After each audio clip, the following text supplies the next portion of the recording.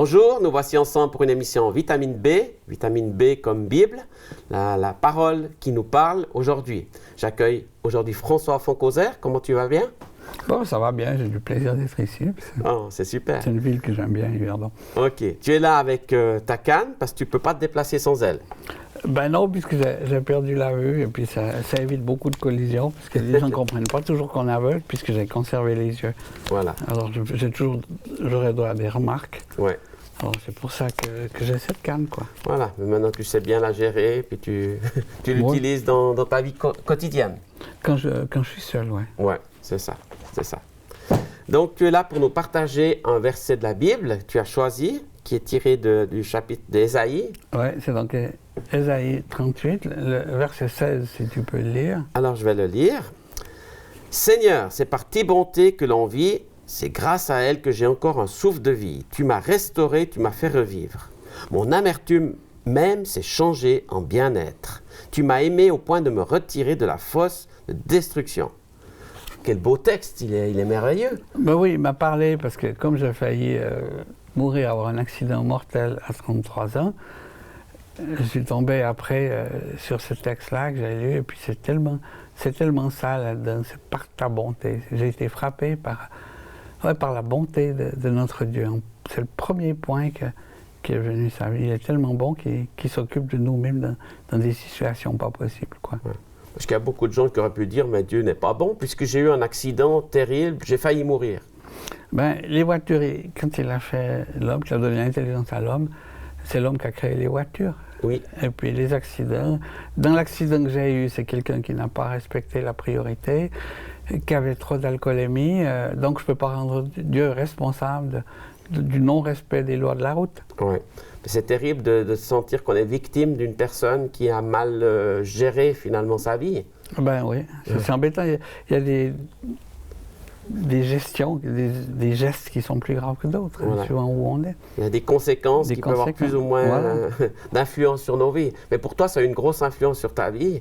Ça t'a amené quoi comme sentiment? Ben, à la limite, ça a permis que je rencontre un Dieu qui n'était pas celui que je connaissais. Ça, c'est le côté positif de toute cette histoire. Toute cette histoire, j'ai dit, mais tu n'avais pas compris tout. Au départ, tu connaissais mal ce Dieu-là. Qu'est-ce que tu connaissais de Dieu avant, alors? Ben, un Dieu qui entendait mes prières, parce que je priais quand même et tout, mais qui n'intervenait pas directement. J'avais l'impression que c'est trop loin, tu es insignifiant pour lui. Ouais. Vraiment, j'avais cette notion d'un Dieu lointain qui n'intervient pas dans la vie, dans le courant, dans la vie de tous les jours. Ouais. Parce que dans ce texte, il dit qu'il nous a restaurés, qu'il nous a fait revivre. Voilà. Tu as failli mourir, donc ça te parle. Ben oui, j'ai été dans un coma profond, et je pensais que ça allait pas revenir et tout, puis tout d'un coup, tout est revenu, puis après, je suis resté longtemps avec un coma vigile, qui était un coma un peu... C'était pas tout entièrement revenu, le processus a été assez long. Oui. Et c'est pour ça que ce verset va assez bien, parce qu'il y a eu une sorte de restauration, de recréation. Voilà. Donc, il y a la restauration physique, il y a tout ce que tu as vécu physiquement, mais maintenant, il y a aussi les émotions qui ont été touchées dans cet événement. Oui, ça évidemment. Ouais.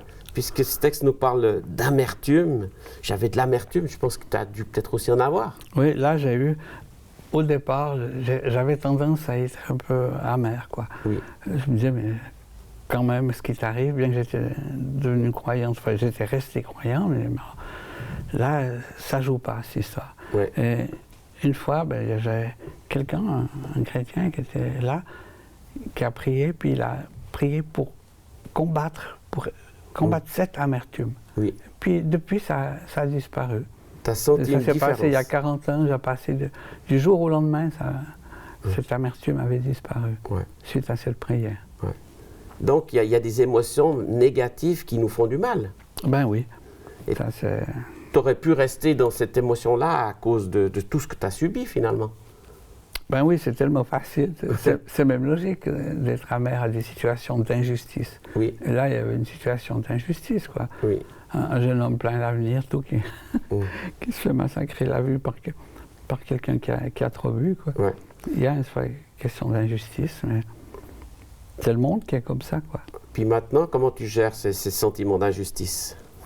Ah ben là, on peut dire que c'est que je me dis, ben ça a été complètement guérir. Je me dis, ben, ça pourrait, moi, arriver à faire des fois des erreurs où quelqu'un pourrait en pâtir et autres. Et donc, si j'ai été victime d'une injustice, c'est dans l'ordre des choses, ça peut arriver.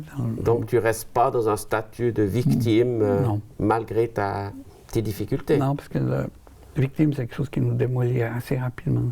Il faut faire attention avec ça. Donc, maintenant, tu es dans une situation où peut-être même tu arrives à aider des gens? Oui. Ouais. Qu'est-ce que tu dis aux gens pour les aider à vivre? Ou qu'est-ce qui t'a aidé à vivre? Ah ben, que ça vaut toujours. C'est qu'on n'est pas seul.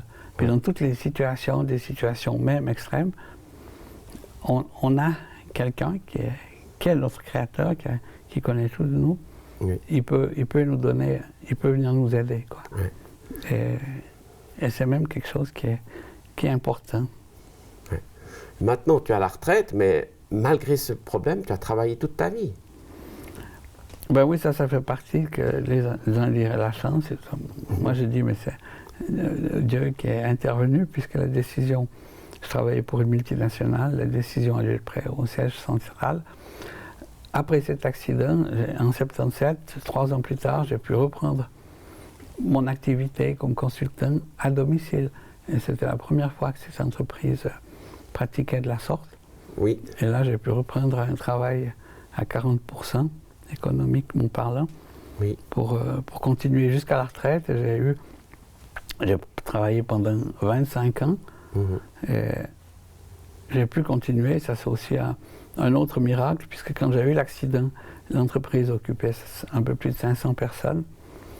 Et puis, quand je suis entré à la retraite en 2005, l'entreprise n'occupait plus que 140 personnes. Oui. Donc, ils m'ont conservé malgré le handicap. Et ça, c'est aussi un miracle. Ils ont gardé les meilleurs, peut-être. Bien sûr que je pourrais dire c'est flatteur, je pourrais dire c'est ça. Mais non, parce que ce n'est pas des entreprises qui font de la philanthropie, normalement. Oui. Ils ont des contraintes de rendement à faire. Et puis... Donc, toi, quelqu'un de... Ah ben ça, là, je reviens juste dans un rôle. Oui. Conseiller rendre prévoyant, j'ai pu être conseiller pour trouver des occupations, un positionnement professionnel où je pouvais quand même rapporter de l'argent à l'entreprise. Voilà. Si je n'avais pas pu choisir faire des choses comme ça, si je leur avais rien rapporté, ben, ils ne m'auraient pas gardé, quoi. Donc tu travailles dans le domaine informatique, scientifique, raisonnement? Dans le domaine informatique. Ce qui m'a permis de rester et de gagner ma vie, c'est que j'avais vendu un concept de système d'information pour un canton, quoi. Je dirais pas quoi, parce que c'est sur le privé, quoi. Mais j'ai réalisé un système d'information pour un canton. Et puis c'est globalement ce concept qui a été vendu l'équivalence de mon salaire, quoi. Voilà. Je peux courir mon salaire avec le conseil que j'avais fait, là. Voilà. Donc tu es quelqu'un quand même d'intelligent, qui a beaucoup travaillé avec le raisonnement. Et comment tu arrives à mettre la foi dans ton raisonnement? Ben justement, ce verset, c'est que conseiller rendre en suivant ça, en demandant par la prière, très tôt, par exemple, quand j'ai vécu les débuts de l'Internet, du bureau à distance, etc. Là, ça m'a été inspiré, je dois dire, c'est dans la prière que j'ai pris beaucoup de décisions à ce niveau-là, quoi. Mais Internet, pour un aveugle, ça fonctionne? Ah ben oui, ben, il y avait des synthèses vocales. J'avais, une fois, en regardant la télé, on dirait que c'est un hasard, j'avais entendu un petit robot qui avait été créé par Feu Gabu de Neuchâtel qui parlait. Oui. Alors quand j'ai téléphoné à ce collègue de Neuchâtel, comment il faisait parler son robot, il m'a dit qu'il avait trouvé une carte sensuelle. Alors j'ai fait venir cette carte-là qui a permis de faire parler mon ordinateur. Ouais. Depuis, tous les aveugles de Suisse utilisent cette carte quand c'était repris par d'autres. Tu étais dans les pionniers, en fait, à quelque part. Ah ben, j'étais forcément le premier, à ce niveau-là. Donc, tu étais conduit même dans les choses, des détails de ta vie, aidé par des choses techniques, puis aussi par des démarches spirituelles. Comment tu équilibres ces deux dimensions? Ben, de mettre le spirituel, pas hésiter à demander des choses techniques, à être orienté pour les décisions, même les décisions techniques, à prier pour avoir des réponses, quoi. Voilà. Le Seigneur va nous les donner, quoi. Donc tu as vu la bonté de Dieu aussi dans les choses quotidiennes, je dirais, dans ton travail. Au quotidien, c'est là le deuxième verset, la bonté, elle était là tout le long, quoi. Ouais. Ça, c'est fondamental. Ouais. Et puis, tu as dû un petit peu te cantonner à vivre dans ta maison, seul, ou tu étais accompagné, ton épouse, ta famille, comment ça se passe?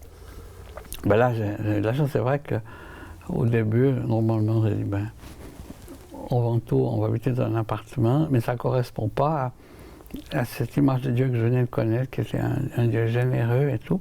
Oui. On s'est dit, voyons, alors, comme on avait déjà parlé de ça avant l'accident, on pensait une fois adopter des enfants.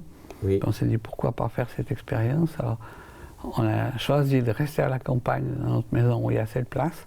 Oui. Et puis, mon épouse a été chercher deux bébés en Inde. Oui. Alors, on a pu avoir cette famille à trois, quoi. Maintenant, ils sont tous grands, ils ont quitté la maison. Oui. Mais on a pu vivre un temps qui était riche, quoi. Voilà. Donc, tu es aveugle, mais tu vois d'autres dimensions de la vie avec Dieu. Ben oui. La vue, c'est quelque chose qui te manque, tu y penses souvent? Ah ben forcément. Évidemment. Mais c'est-à-dire que je construis, malgré tout, toutes nos images que vous avez, vous, avec les yeux, vous les construisez vous-même dans le cerveau. Oui. Donc, en ayant vécu pendant 33 ans, je reconstruis tout ça. Oui. J'ai eu l'occasion, après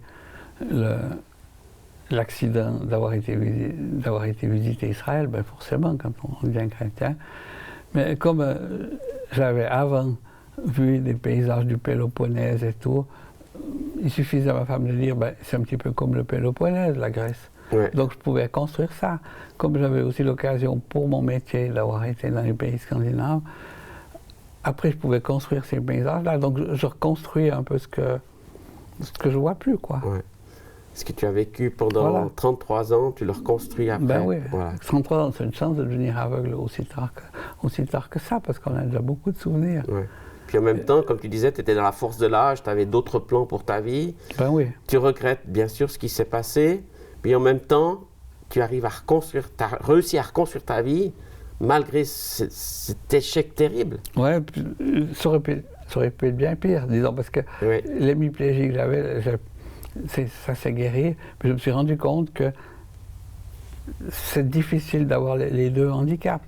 Oui. Alors maintenant, j'ai plus que les yeux, donc c'est plus facile. Voilà, c'est plus facile.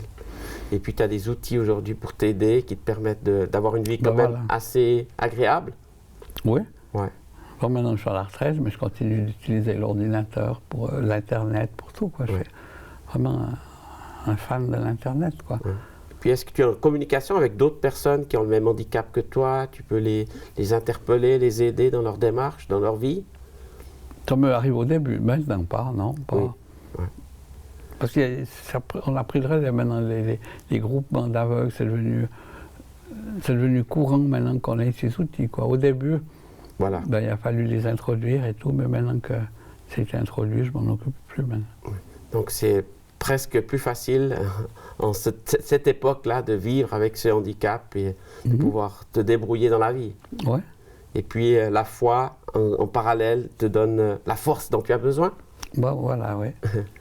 Chaque matin, tu arrives à reprendre une nouvelle journée dans le courage, dans la force. Oui, avec plaisir, avec joie, quoi. Oui, oui. Alors, pour terminer, qu'est-ce que tu dirais à ceux qui te voient ici, puis toi tu ne les vois pas, mais qui se disent, mais ça doit quand même être difficile. Est-ce que tu aurais un message d'espoir pour eux? Ça vaut toujours la peine de prendre du temps, puis si on a vraiment des difficultés lourdes, ça vaut la peine d'en parler à Dieu, puis lui aura une solution. Oui. Parce que c'est quand même, c'est lui qui nous a créés, il connaît bien ses créatures. Oui. Ça ne sera pas forcément ce qu'on pensait, mais comme je disais tout à l'heure, je n'aurais jamais choisi la cécité comme handicap, mais tout compte fait, mieux vaut ça pour finir. Oui. Merci beaucoup François pour ce partage vrai, profond, parce que tu nous parles de ton cœur, tu nous dis, et puis j'aimerais encourager tous ceux qui nous regardent à prendre confiance en Dieu, à retrouver la foi, à découvrir dans la Bible des paroles d'espoir, d'espérance qui nous aident, quelles que soient nos difficultés. Toi, tu es un témoin vivant de ceci. Merci beaucoup et chers amis, on se revoit pour une prochaine émission Vitamine B.